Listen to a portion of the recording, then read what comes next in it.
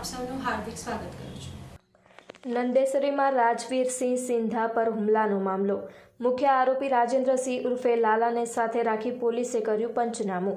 વડોદરા શહેર નજીક આવેલા નંદેસરી વિસ્તારમાંથી એક મોટા સમાચાર સામે આવી રહ્યા છે. નંદેસરીમાં રાજવીરસિંહ સિંધા પર થયેલા હિંસક હુમલાના કેસમાં નંદેસરી પોલીસે કડક કાર્યવાહી હાથ ધરી છે.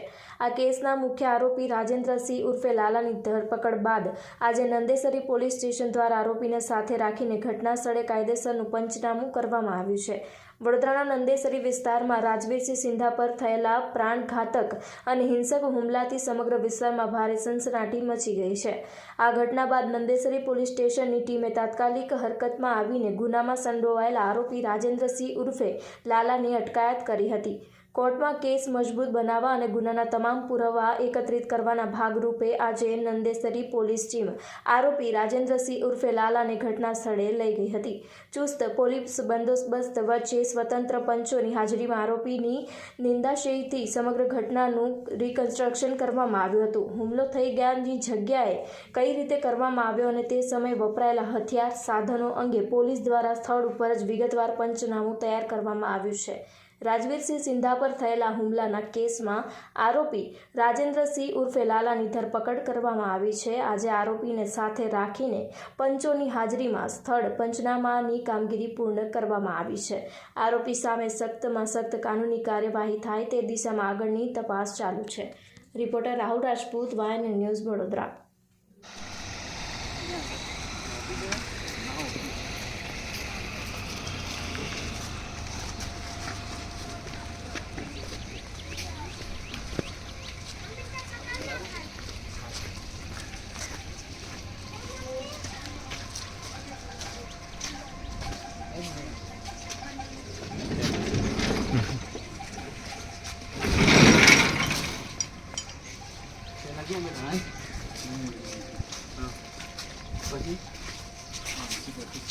અહીં કોણ કોણ હતું?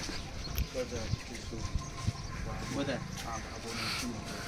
બાબુને અહીંથી મોકલા બેસાડે અને પછી ટેમ્પરેચર ક્યાં મૂકી દીધી? અહીંયા જ છે. અહીંથી કોણ આવ્યો? તમે ગયા?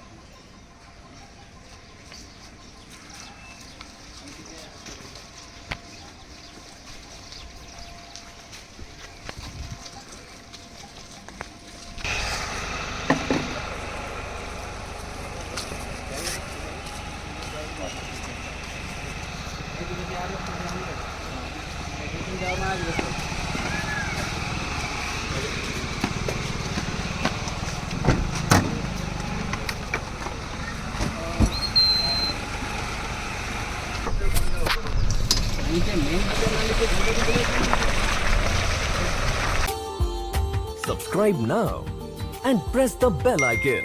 Never miss an update.